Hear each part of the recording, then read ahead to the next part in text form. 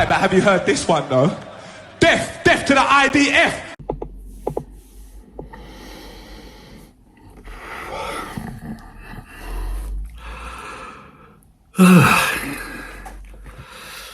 I don't know. I don't feel like I'm part of this world anymore. I've had to get my copy of The Outsider by Colin Wilson out and have a read, just to calm my nerves a little bit. I don't feel part of this world. Do you feel part of this world at the moment? It's as though I feel like I'm a normal person with normal thoughts. You know, I'm in mid to late 50s. You know, I've done what I've done, been a drummer, taught music, played in some bands, you know, and all that type of stuff. And I've ended up here with this little YouTube where we talk about music. And every year in the summer, Glastonbury comes round, and I don't want to talk about it. But the thing is with Glastonbury, it's like a massive event here in the UK. And the BBC, our television company that we all have to pay for with our licence fee, they cover Glastonbury like it's a royal wedding. Every single thing is on it. It's on all day long, right? And a lot of my friends on Facebook who are musicians of a certain age, they're all there watching it. They're not there, of course. They're not there at Glastonbury. Of course they're not. They're at home. And they watch old bands that they liked when they were young on the old BBC iPlayer, and they take photographs of their screen. And then they say, I'm watching Neil Young, or I'm watching Pulp. And they say this, you know, oh, he's wonderful. Look at this. This is great. And every now and then I'm foolish enough to then go across to the iPlayer and stick on this Neil Young concert that they're saying is great. And I put it on, and then I realise it's not great at all. It's actually complete shit. And so I sit there as a musician thinking, I don't want to say anything about this, but it's like the event. This is the music event of this month. I've got to do a video on it, and I don't know how to approach it. My mind goes on to it, and I don't want it to go on to it. I don't want to think about it. I don't want to think about Glastonbury. I don't want it in my life. I don't want it there, but it is. So you have to understand that when I start this video, is I don't really want to be doing this. You don't want me to be doing it. But I'm sure Glastonbury is such a big, important music event here in the UK, and a lot of you are in the UK, that you'll probably click on this video. So even this video will do okay because of the reflected glory of covering Glastonbury, which everybody loves. They all love it. They do. Everybody. Well, they don't actually. For the vast amount of people in the UK, they don't give a toss about Glastonbury. And I'll tell you why. Because to go to Glastonbury, you have to buy a ticket. And this ticket costs 378 quid plus all the other charges. So let's round about 400 quid. Then you've got to go and buy your dinner there. So if you go and buy yourself a pint, you're going to be looking at 6-7 quid for a pint of lager. I mean, this is, so basically, most people in the UK who are on the breadline, like most of us are at the moment, and, you know, just going from, you know, paycheck to paycheck, you know, all the food banks they're going up, people are slipping off the radar, the place is filling up with homeless people. And how is our government sorting this out? Where they, for the past 20 years since the Blair government, they've been pushing in all these immigrants, legal and illegal, and pushing in. We've been told we've got to be okay with all this. It's like, this is what you have to do. You're a racist if you don't like this. You know, all that's been going on, right? The caveat that my mom's an immigrant from India to this country, so you know, a lot of my family are immigrant based. I'm the product of immigration, and I'm a big fan of immigration as long as it's under control. You have to have a border, don't you? You've got to control people coming in, and we've been having all these boats coming. There's some people think that's good, there's some people not. Try not to get too political, and it's really hard not to with what's been going on, isn't it? It's really hard not to, but I will try. I'll just describe what you see, Andy. Don't get all bogged down. You're going to get yourself very angry, and you know, you gotta get your breathing right, you know, I might have to dip out of this, get a few chapters of The Outsider back in, just to make me realise that I am not a part of this world. Anyway, where was I? Yeah, borders, okay? So you've got to be well off. So most people don't give a toss about it. But so why did the BBC cover it for? Well, the reason is because the BBC is full of the types that will go to Glastonbury. Now, 20 years ago, Glastonbury became a very, very important thing, and it seemed synonymous with that whole Britpop thing. It seemed synonymous with that whole Blair government. And a lot of those bands that were there back in the day are there now. Pulp's there. And a lot of people are going, oh, you know, do you remember in that heyday when Pulp was there, or the Spice Girls played it, you know, and everyone came out there, the old Union, you know, old Spice, was that, what was she, Old Spice? Or was she Ginger Spice? Because she was the older one. I always think she's old. No, she was Ginger Spice, wasn't she? Well, Ginger Spice, Old Spice. She came out with the Union Jack thing. God, you know, it's a big, oh, we're British, we all love it. It's great being in Britain. As everyone should be proud of your country. I'm a very patriotic man, as you know, and I'm very proud of my country. Very proud of it. And there's a big celebration. Britpop, it was all about being British. All wonderful stuff, yes. And we all remember that. But before then, back in the early 80s, when I first became aware of Glastonbury, it wasn't like that. It wasn't so corporate. Back in the old days, it was just some whole old dirty hippie festival. For me, the festival of the year was the Monsters of Rock Festival. Of course it was. And I went to that. And the BBC never covered that, of course. They didn't cover any of the festivals. You had Reading, you had Port Vale, remember that one? You had quite a few festivals. And Glastonbury was basically the hippie festival. And there weren't any hippies in the 1980s. It was just really for druggies to go down to.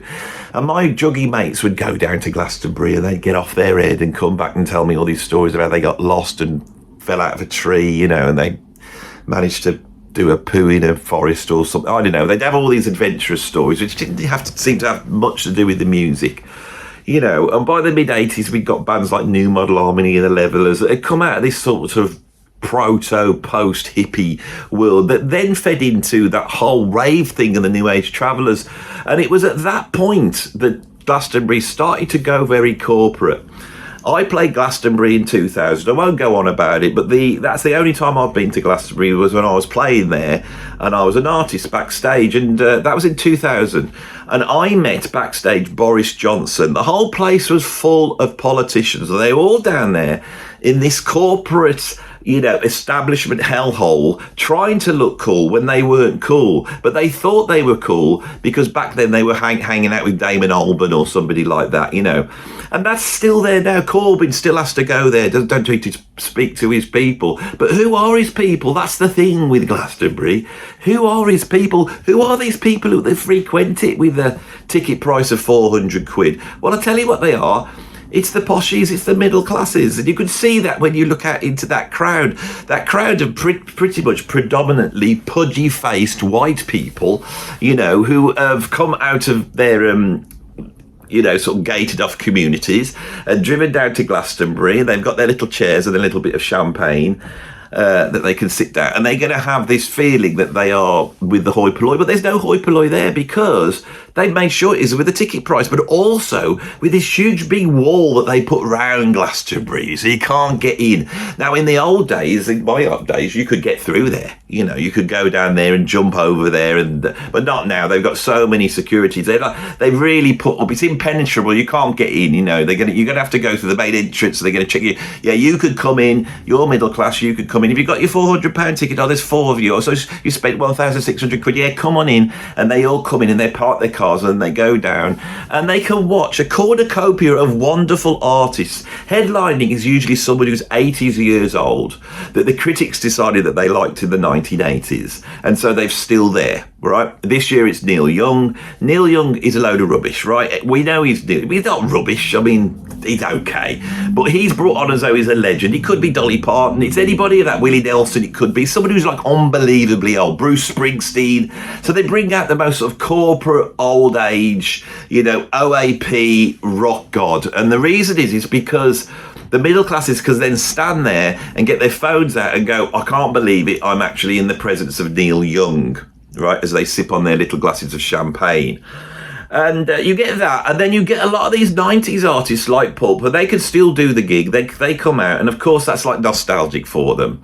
But of course, the bizarre thing about Britain is those middle classes, right, despite all their virtue signalling and all their sort of, we are middle class and we have this wonderful thing, their virtue signalling over the decades has turned from being just showing off what holiday they're going to, or, you know, what car they've got, to now it's that they're the good people. We're the care and kind people. This is why Corbyn goes down. If you want to know who Corbyn's crowd is, it's the Glastonbury crowd. That's why he's there. You know, if Corbyn actually went down to some inner city urban area where they are suffering because they're poor, he wouldn't last 5 minutes, but he's down at Glastonbury. I've been there. It's full of the establishment hoi polloying. That is what it is. Honestly, it's been like that for like 20 years, 25, 30 years. But the thing is, there's a new thing emerged about it, and it's the hypocrisy of it. So what when I went there? Yeah, you had to, I mean, the ticket probably was about 80 quid to get in. And you got in and you saw some bands, and it wasn't the Glastonbury. And now I know this because I've got a mate called Timmy Vegas, and he played, he's like a famous like dance music producer. I think he does a lot of TikToking out of Vietnam now. But back then he was the keyboardist with me in the old Robert Plant band. And Tim is a proper working class type of guy, and he always had a very funny sense of humour about this. So, and I said, when I tell you this story, I don't know whether he was really being stupid or pretend to be stupid. Anyway, we did this gig down in Frome, or Frome, and with Robert Plant. And Michael Eavis, that beardy bored bloke who owns Glastonbury, you know, and he's now panicking about the inheritance tax he's got to get round because of Starmer's, you know, new laws that have come in, and he's probably sat on about £1 billion worth of land because it's Glastonbury. Anyway, he was down there, and Tim turned around to him and he said, "All right, mate, you know, where are you from?" And he said, "Glastonbury." And of course, Tim either pretended he didn't know who the bloke was or knew what the bloke was, and put the knife in, and he went, "Oh yeah, which bit of Glastonbury are you near the festival?" Of course, Michael Eavis, who owns it, had to say, "Yeah, I'm near the festival, sort of right near it." And Tim started up, it's not like it used to in the old days. You get a ticket, 15 quid, we'd all get down there, we do this, we do that, blah, blah, blah. Now it's all this, it's all corporate, it's all this, and this. And the fact that Michael Eavis had used his position to come to a gig of Robert Plant's and hang around in the background, you know, ligging. And there's nothing wrong with ligging. There's nothing wrong with being rich. There's nothing wrong with having mates who are all rich and wanting to hang out with the legendary old pop stars, you know, to give yourself some of that status lift that money can't quite get you. There is nothing wrong with it. I got no problem with it, but at least say what it is, right? Glastonbury is a great big celebration of being part of the set. It's about showing how wonderful and lovely and touchy-feely you are because you've got the money to be able to do that, right? I tell you, they've got everything down there, everything you can get. You could go and do a bit of Reiki massage if you want. Someone will be doing some yoga, meditation. You can get into all that will be down there. But the one thing that won't be down there is a food bank, because none of them need it, all right? And anybody who could afford the food there, all right, they don't need a food bank, right? So you go down to Glastonbury. Now, as you approach Glastonbury, apparently someone has put this wonderful sign up. Look at the earth. You can't see any borders from outer space. Now, this for me is the central point of my critique this year of Glastonbury. It's the elitist view where you are so stuck up your own arse, your head's so far up it, right? Which I got no problem with. You know, it's like being in that certain class of person does cushion you from the rest of the world. You have no idea what's going on in the real world. That's what's the problem with our politicians have always been, is they have no idea what it's like to be in the real world. And that sort of puts you in a certain mindset. And you believe the establishment narratives, you take it all in, and you want the world to be a certain way. And so you see no irony in saying, what can you see? You can't see any borders. And I think you've just stuck this on a massive border around Glastonbury, which is a wealth border, right? You can't get in there unless you can afford the ticket. And what you have, once you've bought that ticket, you could enter a parallel world which is not like the United Kingdom is elsewhere, where you can, you know, belong to some fantasy that the establishment has given you to believe. Right? That there's no borders and that multiculturalism is our strength. All those ideas that, you know, the grooming gangs didn't happen here, that the vast wealth inequality from the, you know, destruction of the manufacturing industries, all those things that the left used to be bothered about. There's all those political things that I'm bothered about. But when I see the left championing their position, it's at Glastonbury, backed up by the BBC. Basically, this video is a real exploration of how much this bloody stinks as an idea.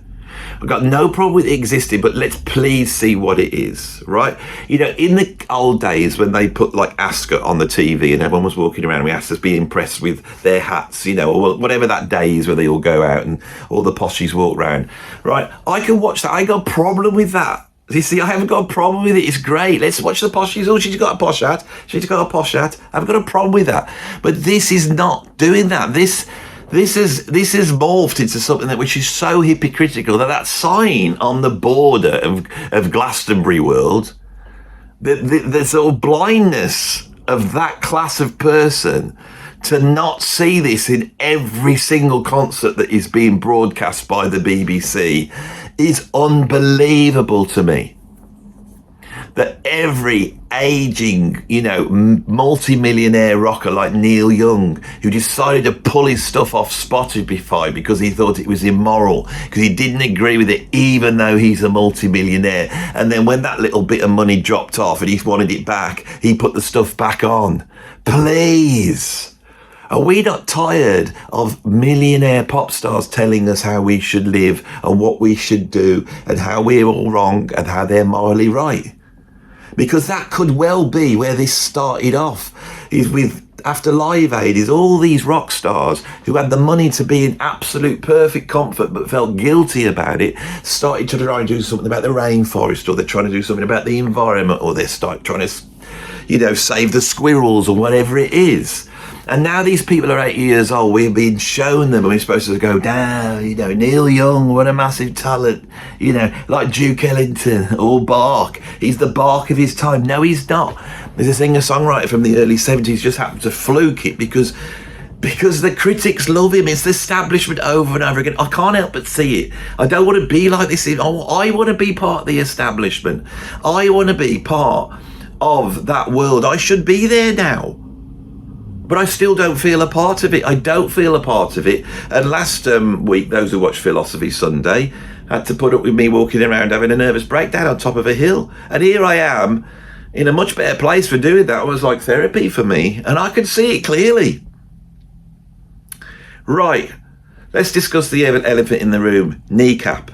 Kneecap are this Irish band. They look like, it's like a school teacher and two poshies that have decided to mine that area of the sort of troubles in Ireland after the fact and come out of sort of very sort of left-wing rebels, you know, with his mask on, shouting about freedom for Ireland, which has gone from being a serious life and death discussion when I was growing up to now a way of marketing this band. But I actually quite like Kneecap's music. I like that it's funny, irreverent, that I like them, right? I don't agree with their politics whatsoever. But they come out and they've got those old Palestinian things around their neck and they're singing to a sea of Palestinian flags. And because there is a massive gulf opening up in our country here in the UK between those sort of middle class virtue singers, establishments types, and a massive growing unrest amongst normal working class poor people, right? Because at the moment while this was going on, there was a march against the grooming gangs, which won't have been covered. And if it was covered, they would probably been labelled as far right extremists because they don't like children being raped, of course, because you have to be honest here, our establishment has covered that up for 20 years. And so the hypocrisy of that cover up has actually shown certain things are the case. And so after when people were really upset, so they rioted, and rightly they arrested the rioters. But it was only a few months ago that they were actually imprisoning people for putting up tweets. And famously, we've got Lucy Connolly in prison at the moment for putting a tweet up on Facebook, I think. It was up there for a matter of hours, then she took it down. She's serving 2.5 years for incitement of violence in prison. Right, she wasn't actually inciting violence. She was just said, I don't care about this violence that's going on. Do whatever you want because I'm sick of the situation here, which is an expression of her disgust of what happened to the children of our country, of Britain, you know, which has been covered up because predominantly these gangs that have been doing this of not of a British origin, let us say. Right, so hold that there. So Kneecap, who've been going around calling and inciting violence regularly as part of their gigs, which, believe me, right, I have to say, I think a band should be able to do that. I'm a real free speech advocate. I don't want to arrest Kneecap for anything they've said.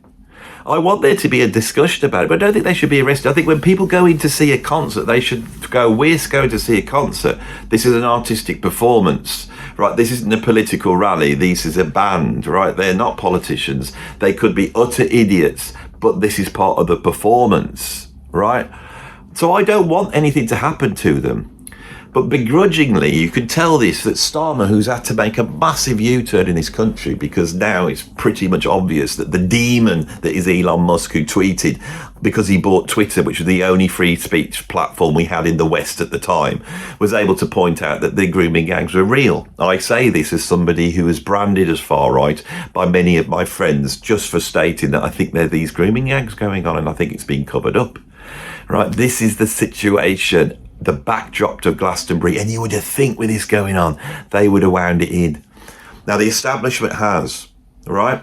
They've recently made the Palestine Action Group a terrorist group because they did do a bit of terrorism, but they only sprayed some paint on an airplane. Again, I think should be having a discussion about this and not throwing the law at any of these people. They have a right to their opinion, but our government's moving because they're seeing the situation that's going on, and that probably that discussion, because this has got very political, as you can see, but there's a reason for this. But I will be talking in much more detail over on my politics channel, which there's a link down below if you're interested in this type of talk. And of course, if you're on the left and you agree with it, you don't agree, if you are part of the establishment narrative, you're going to be very upset at this, and you won't be able to argue with me, of course, so you'll be probably putting in the comments right now, I don't come here for politics, I just come here for a chat about music.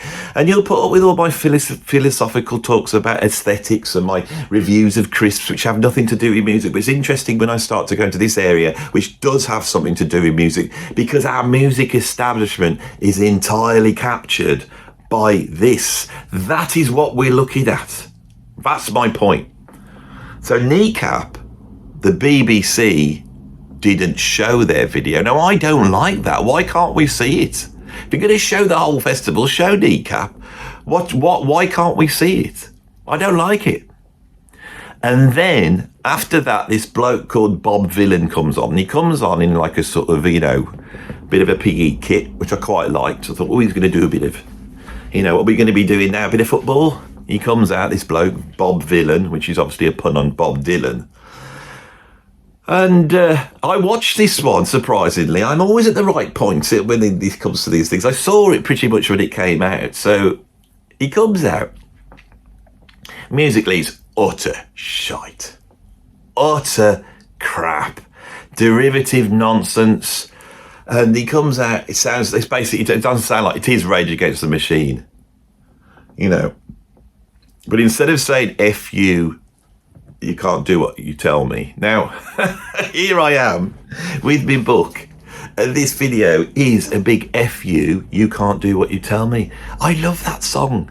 I love this political sentiment. My politics aren't quite the same as Rage Against the Machine, but it does cross over. Because I do think we should be championing the poor people, trying to help them out, and I think that's fundamentally, and that would be the common ground I would try and establish with the Rage Against the Machine guys. You know, those millionaires that have made millions and millions that have shouted F you can't do what you tell me over and over again. But that as a statement is like, it's like a raw, visceral statement. But he's changed the lyrics to F you, you're not having your country back. Now, remember the contradiction of the side on the border. I am looking at this video and this bloke is shouting this with a Palestinian flag in the background. And I thought, is he saying that to the Palestinians or to me? Either way, it's a bit stupid, isn't it? I mean, surely the Palestinians deserve their country back, and don't you believe that? So why are you saying that? Or have you got a different set of rules? And if you've got a different set of rules, what's actually going on? Am I supposed to shut up and take it? Am I supposed to do what you're telling me? Sat on stage at Glastonbury in your immense position of privilege, being broadcast to the whole world by the establishment TV, which is allowing you to say that and tell me that I've got to shut up, right? And not mention the massive contradiction of what you're doing on stage now, the ill thought out idiocy. Musically, there's nothing there. It is just a Rage Against the Machine copy, right? But when you say, well, what the lyrics mean, the lyrics and what he's saying does not make sense. There's no visceral charge of like Rage Against the Machine. The Rage Against the Machine were communists, but I can put those albums on and I can be with those lyrics. This is what I'm trying to get across to you, because those bands realised that the beauty of art is it goes beyond politics, it goes beyond morality, and it goes to visceral aesthetics, and there is always something in there that everybody can get. That is what makes music great, is to touch all of us and reach all of us and bring us all together. And the nostalgia that all my friends who couldn't be asked to go there because they're too old, watching it on their TVs, they are thinking back to a time when bands like Oasis and Pulp and Blur and the Chemical Brothers and Ronnie Size and all these different bands were on the stage bringing everybody together. But what this festival has become is a great big little, it's not great big, it's become a tiny little country for the leftist middle class virtue signalers, and they lock everybody out, and when they get in there they think they can say whatever they want and revel in the absolute contradiction of their position in the world. And it is so out of step with how this country feels at the moment. So out of step. It is so, it's a disgusting display of privilege, of virtue, of elitism. That is what it is, right? Let us say it. It is the Ascot, it is the Henley Regatta of our time. And the Henley Regatta sets are there, right? And it sticks in my throat, and I don't want to be that guy that is railing still as I was when I was 16, 17, and I discovered this book by Colin Wilson. Right, and I realised there was such a thing as an outsider, and an outsider, right, does not get covered by the BBC, right, does not have a platform. They sit there talking about the dark side, right, and that is a part of the arts that is edgy.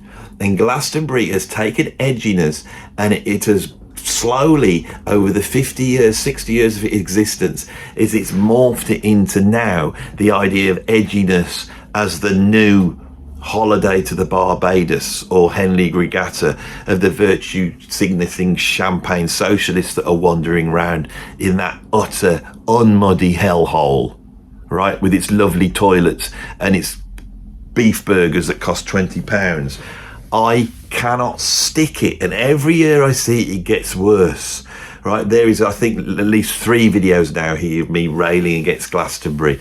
I am sick to death of it, right? It shows everything that is wrong with the music industry. It's basically the corpse of the music industry writhing, trying to tell itself that everything's okay, right, and everything's wonderful, and they're all reviewing it as though any of this stuff matters. The relevance is completely gone. It's irrelevant. It's just so... I really can't stick it. I don't know if you can tell that from this video. I really can't stick it anymore, right? I really can't. And the thing that makes me angry is that the way they control it is it will be me that will be seen as the conservative, right-wing, blah, blah, blah. And it doesn't matter how much venom I put in here and how much I champion the poor in this country and how much I explain that what they're doing and what they're saying will never help anybody whatsoever, right? And the huge displays for me of anti-Semitism across the whole place is just the same old anti-Semitism that's always been in there, that class of people, right? Oh no, you don't know the big difference between anti-Zionism and anti-Semitism. Yeah, we heard it all before. I ain't gonna bother arguing with that. If you're saying that at this point in the video, then bloody hell, you just don't get it, do you? Right, you are just championing the establishment narrative. Sorry for this to be so viciously political as it is, but the fact is our music industry is done in, right? Now this video is a companion to another video where I'm going to talk about my journey backstage at a Sting concert, another open air concert, tens of thousands of people there, not a £400 ticket price, but a hefty ticket price to get in. And I'm going to be championing that because it was such a celebration of the dying art of being an actual brilliant, pop star, rock star that Sting is, right? He is light years past Neil Young as far as I'm concerned. And that's the companion piece to that. But I did notice there that it is a certain class of people, let us say. That's the way it is. We have to be honest. I have no problem with it, but can they just drop the politics, drop the virtue signalling, drop all that stuff, right? And put some decent bands on, please. I mean, at least last year we got Lewis Cole. He was great. And so I could come and say, I've seen that and I've seen that. And I'm sure there's some good acts somewhere in there. But we just haven't got any good acts that have emerged really in the last 20 years that have had any cultural effects in any way, shape or form. It's dead. The whole thing's dead. We need to move on. Music needs to become something else. And I think music has to be torn away from its link into politics, which actually Bob Dylan was the genius that did that. And it was an incredibly great thing to do. And the fact that pop music held its hand with rebellion made the pop aspect have power. But now I think we need to go back to proper music made by proper musicians, which is what I saw with Sting the other day, an absolute virtuoso display of stadium rock, basically. We have to rip the politics away and we have to get back to songs like Every Breath You Take, and we have to marvel in the way that could transmit a complex thing to many people of all sorts of beliefs, religions, races, and most importantly, political positions, that there's something in the art that transcends. I don't see that at Glastonbury anymore. It's a hellhole. Thanks for watching.